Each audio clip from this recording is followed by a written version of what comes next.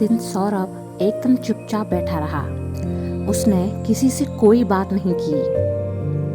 ऐसा नहीं था कि उसे अपने किए पर कोई पछतावा था, बल्कि वह तो हार जाने की वजह से गुस्से में था। कहाँ तो उसने सोचा था कि सबको मजा चखाएगा और वह अपने मकसद में काफी हद तक कामयाब भी हो रहा था, लेकिन वामिका ने उसके साथ चालाकी की। अब तक उसे अपनी क्लास में सबसे ज्यादा शिवाय से ही जलन थी, लेकिन आज की हरकत के बाद वामिका से भी उसे चिढ़ हो गई थी। आज उस वामिका की वजह से उसका प्लान तो फ्लॉप हुआ ही, साथ ही उसके पापा ने भी उसे बहुत डांट लगाई। कौस्तुभ अब वामिका के साथ खूब हंसी मजाक कर रहा था। वामिका को समझ आ रहा था कि भले ही यह थोड़ा जोकर किस्म का है, लेकिन दिल का जरा भी बुरा नहीं है। वह अब दीपक के साथ भी घुल मिल रही थी। उसको भी पता चल रहा था कि यह लड़की दिल की काफी अच्छी है। आज पूरा दिन वामिका, शिवाय, दीपक और कौस्तुभ एक साथ रहे और चारों ने मिलकर खूब एंजॉय भी किया। शिवाय यह देखकर खुश था कि वामिका उसके दोस्तों के साथ अब घुलने मिलने लगी है। दीपक ने तो हंसकर यह तक कह दिया कि अब हमारी तिकड़ी जल्दी ही चौकड़ी में बदल जाएगी। ऐसा मुझे एहसास हो रहा है, क्योंकि वामिका के साथ मिलकर ऐसा लग रहा है जैसे यह हमारी कोई पुरानी फ्रेंड है। ऐसा लग ही नहीं रहा कि हम आज पहली बार इसके साथ इस तरह से बातें कर रहे हैं। शाम को जब वामिका अपना होमवर्क खत्म करने के बाद टाइगर के साथ खेलने के लिए शिवाय के घर पर आई, तो शिवाय ने उससे पूछा, तुमने मुझे क्यों नहीं बताया कि तुम्हारा प्लान क्या है? वामिका, क्योंकि मैं तुम्हें परेशान नहीं करना चाहती थी। एक तो सौरभ तुमसे पहले से ही जलता भुनता है और मैं नहीं चाहती थी कि तुम्हें उस प्लान में शामिल करके मैं उसे तुमसे जलने के लिए एक और मौका दूं। शिवाय, लेकिन तुम्हें यह तो पता ही होगा ना कि सौरभ अब तुमसे भी जलने लगा होगा। उसका स्वभाव मैं जानता हूँ। कोई उसे चुनौती दे ये उसे मंजूर नहीं है। तो अब उसके दुश्मनों की लिस्ट में तुम भी शामिल हो गई हो। वामिका, हाँ, तो वो कोई कहीं का राजकुमार है क्या, या इस देश का राष्ट्रपति है? ऐसे लोगों की तो दुश्मनों की लिस्ट में शामिल होना ही अच्छी बात है, क्योंकि ऐसे मतलबी लोगों से मैं दोस्ती करना पसंद नहीं करती। तुमने देखा ना कि हमने उसे कितने प्यार से समझाया था, लेकिन वह फिर भी नहीं माना। पता नहीं क्यों इतना चिढ़ता रहता है वो। उसके पापा ने उसकी जमकर फटकार लगाई होगी, तभी तो वह पूरे दिन चुप रहा। शिवाय, लेकिन फिर भी कहूंगा कि थोड़ा सावधान रहना। उसका दिमाग कब क्या कर बैठे कोई भरोसा नहीं। वामिका, ठीक है, मैं ध्यान रखूंगी। दीपक ने अब ट्यूशन के लिए जाते वक्त रूही को बताया कि कैसे वामिका ने आज सौरभ की छुट्टी कर दी। रूही को यह सुनकर बहुत खुशी हुई। सच में अब मुझे अफसोस हो रहा है कि आज मैंने स्कूल से छुट्टी क्यों ली। काश मैं वहां होती तो सौरभ के बच्चे का उतरा हुआ चेहरा देख पाती। दीपक, कोई बात नहीं। मुझे लगता है कि ऐसे मौके तो अब रोज रोज आते ही रहेंगे, क्योंकि सौरभ अपने कारनामे दिखाने से मानेगा नहीं और फिर उसे सबक भी सिखाया जाएगा, तो उसके ऐसे चेहरे तो बनते ही रहेंगे। स्कूल में अगले कुछ रोज बड़ी ही शांति से गुजरे। सभी बच्चे आपस में एक दूसरे के साथ खुश थे। वामिका की दीपक, कौस्तुभ के साथ बॉन्डिंग और भी मजबूत हो रही थी। राहुल और भावना की दोस्ती अब गहरी हो गई थी। रूही और दीपक भी एक दूसरे का साथ एंजॉय कर रहे थे। शिवाय और कौस्तुभ को कभी कभी लगता था कि दीपक और रूही शायद गर्लफ्रेंड बॉयफ्रेंड हैं, लेकिन दीपक हर बार बात को घुमा फिरा जाता था। इस कहानी की लेखिका 15 अगस्त के बाद से ही एग्जाम स्टार्ट होने वाले थे और उसी दौरान रक्षाबंधन भी पड़ने वाला था। अगर आप यह राहुल मन ही मन खुश हो रहा था तो इसका कि अच्छा है जो रक्षाबंधन एग्जाम्स के दौरान पड़ रहा है, इसे चुरा वरना कहीं क्लास टाइम में पड़ जाता और भावना मुझे राखी बांध देती तो मेरा तो दिल ही टूटकर बिखर जाता। इस कहानी को ना सुने। फिर 15 अगस्त का दिन भी आया। सभी बच्चों ने धूमधाम से अपना स्वतंत्रता दिवस मनाया। उसके अगले दिन रविवार था।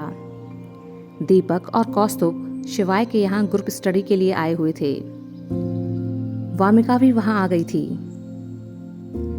सभी मिलकर पढ़ ही रहे थे कि वामिका ने एक सवाल हल करने के लिए अपनी रफ कॉपी बैग से निकालनी चाहिए, तो पता चला कि वह उसे घर पर ही भूल आई है। कौस्तुभ ने अब अपनी रफ कॉपी उसे दे दी। उसकी नज़र कॉपी के पिछले पन्ने पर पड़ी, जहां पर कौस्तुभ ने उसका और अपना नाम एक साथ लिख रखा था और बीच में दिल बनाया हुआ था। वामिका को सब कुछ समझते देर नहीं लगी कि कौस्तुभ के दिमाग में चल क्या रहा है। उसे अब शिवाय पर बहुत गुस्सा आ रहा था, क्योंकि उसे पूरा विश्वास था कि कौस्तुभ शिवाय से कोई बात नहीं छुपाता है, तो उसने यह बात भी उसे जरूर बताई होगी। वह चुपचाप पढ़ती रही और कम बातें कर रही थी। शिवाय उसके इस बदले बर्ताव को देख समझ चुका था कि कोई तो बात है, लेकिन जब वामिका खुद ही इस वक्त उससे कोई बात नहीं कह रही थी, तो शिवाय ने भी समझा कि शायद वह दीपक और कौस्तुभ के सामने अपनी नाराजगी जाहिर नहीं करना चाहती। वह भी चुपचाप अपनी पढ़ाई में लगा रहा। बाद में जब कौस्तुभ और दीपक अपने घर चले गए, तो वामिका भी जाने लगी। शिवाय ने उसे कुछ देर और रुकने को कहा, लेकिन उसने मना कर दिया। रात को खाना खाने के बाद शिवाय टेरेस पर आ बैठा और वामिका को मैसेज किया। क्या बात है, आज तुम कुछ नाराज लग रही थी। वामिका ने उसका मैसेज पढ़ तो लिया था, लेकिन कोई जवाब नहीं दिया। शिवाय हैरान था कि ऐसी भी क्या बात है जो वह इतनी गुस्सा है। थोड़ी देर बाद उसने देखा कि वामिका भी अपने टेरेस पर आ बैठी है। शिवाय ने उसकी तरफ मुस्कुराकर देखा और उसे अपने पास आने का इशारा किया, लेकिन वामिका ने कोई जवाब नहीं दिया और उसकी तरफ पीठ करके बैठ गई। शिवाय समझ गया था कि वामिका उसके पास नहीं आएगी। वह नीचे उतरा और दुर्गा जी से थोड़ी देर में आने का बोलकर वामिका के घर पहुंच टेरेस पर आ गया। वह उसके पास बैठते हुए बोला, क्या बात है, तुम कुछ परेशान लग रही हो। मुझसे बात क्यों नहीं कर रही तुम। वामिका हाथ बांध कर बोली, तुम्हें पता है ना कि मुझे अभी इन सारी चीजों से दूर रहना है, तो फिर ये सब क्या है। शिवाय को उसकी कही किसी बात का मतलब समझ नहीं आया। किस बारे में बात कर रही हो, मुझे कुछ समझ नहीं आ रहा। वामिका ने उसे बताया कि कैसे उसने कौस्तुभ की नोटबुक में उसका नाम देखा था। यह सुनकर शिवाय मुस्कुरा दिया। ओह, तो तुम्हें पता चल ही गया। वामिका, इसका मतलब तुम्हें कौस्तुभ के दिल की बात पता थी, फिर तुमने उसे मना क्यों नहीं किया, उसे बताया क्यों नहीं कि मैं अपनी स्टडी पर फोकस करना चाहती हूँ। हमारी उम्र हमारे करियर पर फोकस करने की है, ना कि इन सब चीजों में पढ़ने की। और यहाँ इतनी सीरियस बात चल रही है, पर तुम्हें हंसी आ रही है। शिवाय, कौस्तुभ को बचपन से जानता हूं मैं कि वह कैसा है। वो एक नंबर का दिल फेंक आशिक है। तुमसे पहले भी वो 7-8 लड़कियों को पसंद कर चुका है और तुम्हारे बाद भी करेगा। उसे इतना सीरियसली मत लो। वामिका थोड़ी टेंशन में बोली, मतलब क्या है तुम्हारा। हर बार उसकी तरफ से इन्फेचुएशन ही हो, ऐसा जरूरी तो नहीं। कहीं वो प्यार ही करने लगा होगा तो। शिवाय, तो तुम पर कोई जोर जबरदस्ती थोड़े है। अगर तुम्हें पसंद हो तो ठीक है, नहीं होगा तो फिर साफ मना कर देना। वामिका, वो तो मैं करूंगी ही, लेकिन तुमसे ऐसी उम्मीद नहीं थी यार, कम से कम बताना तो था।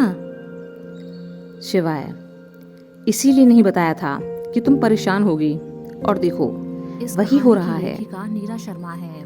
वामिका ने उसकी तरफ देख मुंह बना लिया। चैनल नीरा शर्मा। शिवाय उसे छेड़ते हुए बोला, अगर आप यह वैसे किसी और कौस्तुभ चैनल पर अच्छा सुन लड़का रहे है, हैं, तो इसका तुम हाँ सिद्धार्थ कर है। सकती हो उसे। उस चैनल के मालिक ने वामिका, इसे चुराकर उसका पोस्ट कोई किया है। चांस नहीं है मेरी लाइफ में, आपसे अनुरोध है क्योंकि मुझे ऐसे ऐसे लोगों लड़के की हिम्मत पार्टनरशिप ना के लिए बढ़ाएं पसंद और नहीं। उनके चैनल पर इस कहानी को ना वो सुनें। मेरा दोस्त है, हम दोनों बेस्ट फ्रेंड भी बन सकते हैं, लेकिन मैं उससे शादी या प्यार का ख्याल नहीं सोच सकती। शिवाय, तो कैसे लड़के पसंद है तुम्हें? वामिका, तुम्हारे जैसे। शिवाय वामिका की कही गई इस सीधी सी बात पर दंग रह गया। क्या? वामिका, हाँ, पर ये मत समझना कि मैं तुम्हें प्रपोज कर रही हूँ या फ्लर्ट कर रही हूँ तुम्हारे साथ। मुझे समझदार, गंभीर और कम बोलने वाले लड़के ही पसंद हैं। चपड़ चपड़ करने के लिए तो मैं ही काफ़ी हूँ यार। मैं ये नहीं कह रही कि कॉस्ट्यूम में कोई कमी है, पर मुझे उस टाइप के जॉली नेचर के लड़के एक लाइफ पार्टनर के तौर पर पसंद नहीं। शिवाय मुस्कुरा दिया। तो फिर दीपक ठीक है, क्योंकि वो मेरे जैसा ही है, बस मुझसे थोड़ा ज़्यादा बोलता है। वामिका, सॉरी, वह पहले से ही बुक हो चुका है और उसका नेचर भी वैसा नहीं है जैसा मुझे चाहिए। शिवाय चौंका। तुम्हें कैसे पता कि दीपक की कोई गर्लफ्रेंड है? हमें तो आज तक नहीं बताया उसने। वामिका को अब अपनी गलती का एहसास हुआ। नहीं तो उसने बताया नहीं, पर उसकी हरकतों से लगता है। शिवाय उसे शक भरी नजरों से देखते हुए बोला, मुझे ऐसा क्यों लग रहा है कि तुम कुछ छुपा रही हो? वामिका, तुम बिना वजह शक कर रही हो। शिवाय, ठीक है, और मैं कौस्तुभ से बोल दूंगा कि तुम्हें उसमें सच में ही कोई इंटरेस्ट नहीं है। वामिका सोचते हुए बोली, ऐसा है, तुम रहने दो। इस कौस्तुभ का इलाज तो मैं ही कर दूंगी, और वो भी ऐसा कि ये मेरा ख्याल भी दिमाग से निकाल देगा। शिवाय उत्सुकता से बोला, ऐसा भी क्या करने वाली हो यार? वामिका, बस तुम कल देखते जाओ।